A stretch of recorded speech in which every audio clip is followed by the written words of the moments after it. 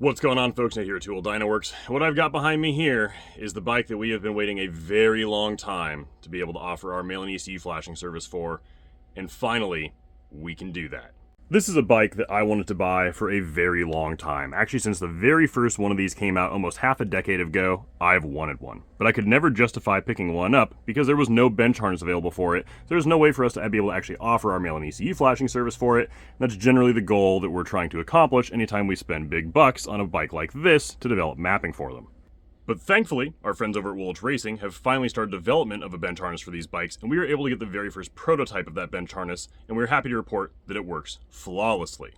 Now, this was not a quick and easy bike to tune. You see a lot of bikes that roll through the shop here, like our new MT-09, for example, or the GSX-8, or the Ninja 500, or any of the other bikes we've bought so far for the 2024 model years.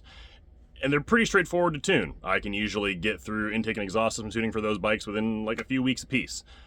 I've been working on the ECU mapping development for this bike for the last 4 months straight.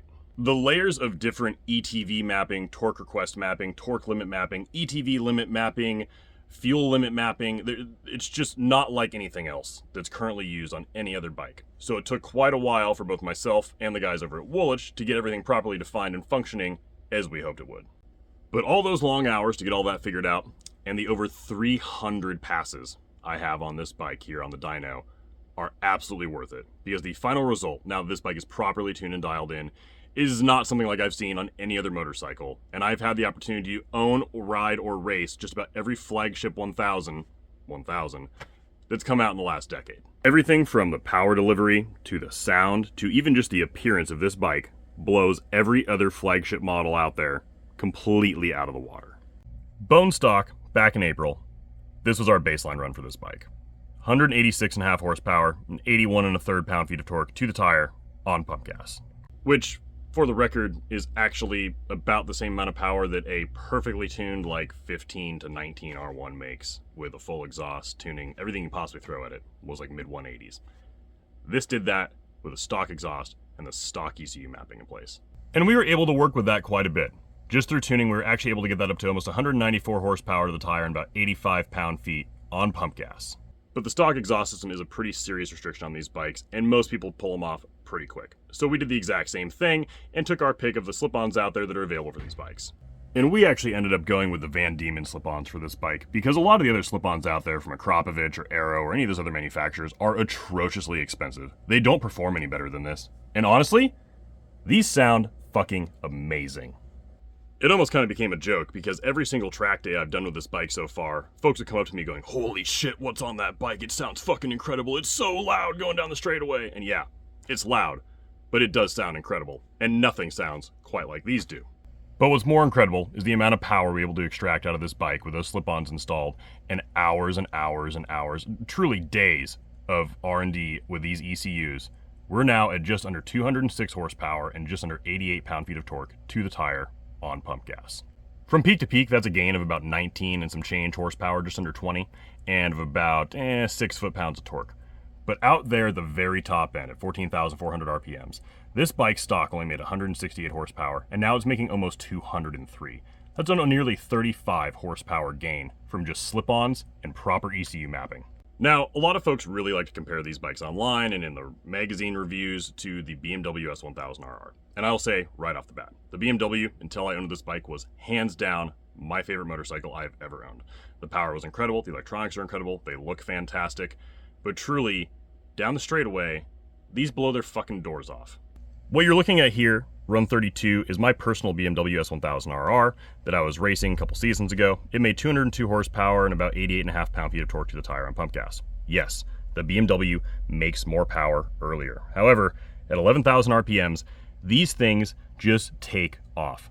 The Panigales pull away dramatically from the BMWs by 12,000 RPMs, and they never look back. Now, all that additional power the BMWs make down low definitely do make them better road bikes. Can't argue that whatsoever. It's a bigger cockpit, they're more comfy, they make torque sooner, so on the road, they are truly a better bike. But on the racetrack, they just don't even come close to being able to keep up with these things. And not only do these things blow the BMWs out of the water going on the straightaway, the handling characteristics of these bikes are like nothing else I've actually ever felt before. A lot of that's due to the counter-rotating crank, so you lose a lot of the gyroscopic effect that keeps the bike so stable at high speeds.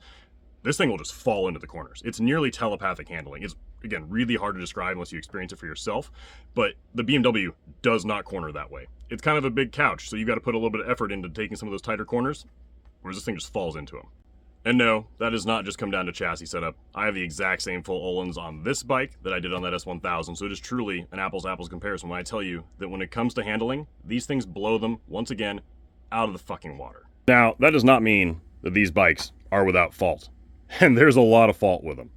Right out of the box, on some cold starts, these bikes don't even want to fucking idle. They're that lean for emissions compliance, they barely run at idle. If you own one of these, you know exactly what I'm talking about.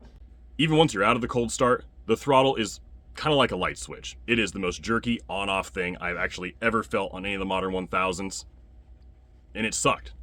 And they do this weird thing primarily for heat where they shut off the rear bank of the cylinders when you're sitting there at a stoplight, when you got the clutch pulled in, or when you're in neutral, just, again, to create less heat. But it's annoying when you click it into first and start to roll out because there's that momentary delay where it fires up those rear cylinders, then you can go again. And it also just kind of sounds weird. But with our custom ECU mapping, all of that's fixed. There is no more annoying cold start issues. There is no more herky-jerky on-off throttle response. There is no fucking weird rear cylinder bank shut off when you're sitting there at idle or in neutral. All of the faults with these bikes and everything that drives myself and every other owner out there absolutely nuts are custom ECU mapping fixes. Now, there are a lot of other tuning solutions currently out there on the market for these bikes. I'm actually probably a little late to the game. However, there's two reasons for that. Reason number one should be obvious. There's no bench harness for these ECUs. I'm pretty sure that besides myself and Justin Woolwich, nobody else has one on the planet. And without one, there's no way for us to offer our custom ECU mapping to our customers. At any kind of scale anyway. We can tune them when people come in-house, but I can only tune so many bikes here in the shop. I can tune hundreds of them every month with folks send us their ECUs, and that's what we're always looking to do. Which leads into reason number two. The only other tuning solutions out there are all handheld or plug-in devices. And those plug-in devices are almost universally terrible. The UpMap is the one that really comes to mind, and you won't find an owner of a Panigale that is happy with the tuning provided by the UpMap. You just won't. It is truly awful. And the handheld devices are from folks like Brentoon. And while I won't comment on the quality of their tuning, because that just always seems to be a contentious topic, it is atrociously expensive for what you're getting. You're talking about $1,000 for a handheld to upload a tune into your bike to get whatever performance they claim out of it. Our mail-in ECU flashing service, so you can have the exact same custom mapping that I've developed for these bikes over the last several months, costs less than half of that. In fact, as of when I posted this video, it is on our website for $449.99. That is $450 for nearly 35 additional horsepower at the top end if you have slip-ons on your bike, and a massively smoother throttle, no more annoying cold starts, and a much happier, cooler running Panigale. And if you're curious to see the list of maps and parameters that we modify, it's all on our website. I list it in detail there, everything that we've done to these ECUs. I honestly don't have the time to just read it line by line for you here in these videos, so if you're curious, just go to our website, tooldynworks.com, find your Panigale V4, and take a look at it there. Now, if you're watching this and you're wondering, well, what about the Street Fighter V4? The ECU actually is a little bit different. The output of the engine is a little bit different. The intake's significantly different. There's no ram air on the Street Fighter. But I was so impressed with the overall performance and just how amazing these bikes are that I decided we should probably offer for the Street Fighter as well. Which is actually why just last night, I went ahead and went over to Redmond Ducati and bought one of these two. So if you've got a Street Fighter V4 and you'd like our custom ECU mapping for that bike as well, give me about a month or so. I'll have it perfectly dialed in just like we do with the Panigale. Hopefully I don't run into any of the hurdles that I ran into with that ECU. I don't think I will because we've got it all smoothed out and properly defined now. And it will be on our website for the same $449.99, which is half the price of the competing tuning options out there on the market. And in my personal opinion, not only is it half the price, it's a better, more well-rounded product.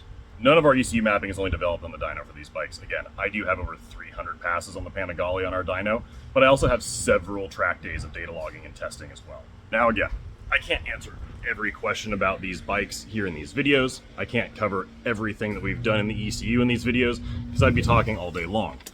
Most of the information will be on our website under the ECU flashing service description. And if you have any questions, do not hesitate to email us at support@tooldynworks.com because we are always happy to help. And I would love to get your V4 properly tuned and dialed in.